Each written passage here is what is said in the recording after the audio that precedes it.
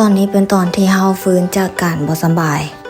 ยถึงขั้นว่าคิดว่าตัวเองสิบ่รอดแล้วรู้สึกว่าช่วงที่บ่สบายนั้นรู้เลยว่าชีวิตมีค่าส่ำใดการที่ตัวเองใกล้จะตายมันบ่แม่นเรื่องง่ายเลยได้ฮู้บ่ช่วงนี้ก็จะเป็นช่วงที่เฮาวิตไข้ใหม่ๆวิตไข้ใหม่ๆหมายถึงว่าเฮาเป็นไข้แล้วเฮาดีแล้วมันก็ยังมีอาการที่เฮ็ดให้เฮาเจ็บหัวปวดหากอยู่เพราะฉะนั้นการที่มีสุขภาพที่ดีเป็นอีหยังที่ทุกคนต้องการและเฮาก็ต้องการเพราะว่าบ่มีไผที่บ่อยากบ่สบายเวลาที่เจ้าบ่สบายเจ้าเฮ็ดหยังบ่ได้เลยความสุขก็บ่มี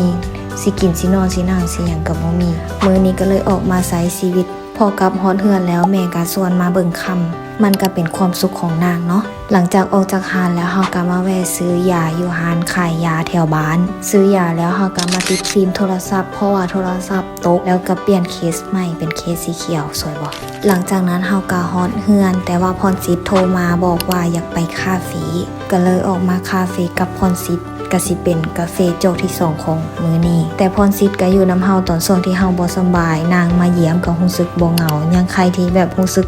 มีหมู่ลมแน่และอันนี้เสื้อบ่เฮาเอากระตั้งบ่แม่นเฮาเอากระตั้งดอกแบบอยู่นั่นมันมีกระตั้งแล้วเฮาก็นั่งลมกัน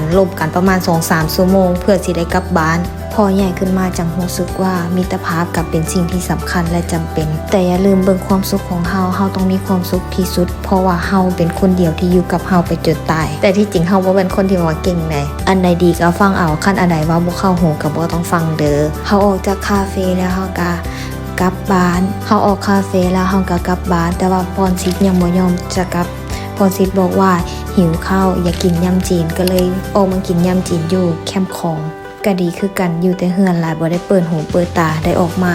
เบิ่งคนใช้ชีวิตมันก็ดีไปอีกแบบอันนี้เป็นอาหารยำจีนที่เฮากินประจำมันผิดบ่คันแม่นว่าเฮารู้สึกว่าเฮาอยากอีหยังซ้ำๆมันเป็นเมนูที่เฮามักคิดเห็นเถิดเฮาก็คิดอยากมันแต่เฮาไปได้ยินมาว่าคันคิดอีหยังซ้ำๆมันก็บ่ค่อยดีปานใดต้องกินอีหยังที่มันหลากหลายแม่นบ่เมื่อกี้นี้เฮาก็ไปซาผมมาแล้วก็ออกมาซื้อเครื่องสำอางกับพรศิษย์มื้อนี้เฮาจะได้เป็น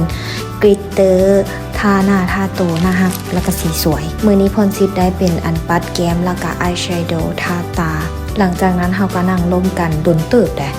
รู้สึกว่ามื้อนี้ก็ร่วมกันหลายแล้วได้จนได้บอกว่าซิดเมื่อซะซิดดึกแล้วซิดเมื่อซะบิ๊กจนได้อุ้มต้นเข้ามาบอกลาพรศิษย์บ๊ายบายพรศิษย์เจอกัน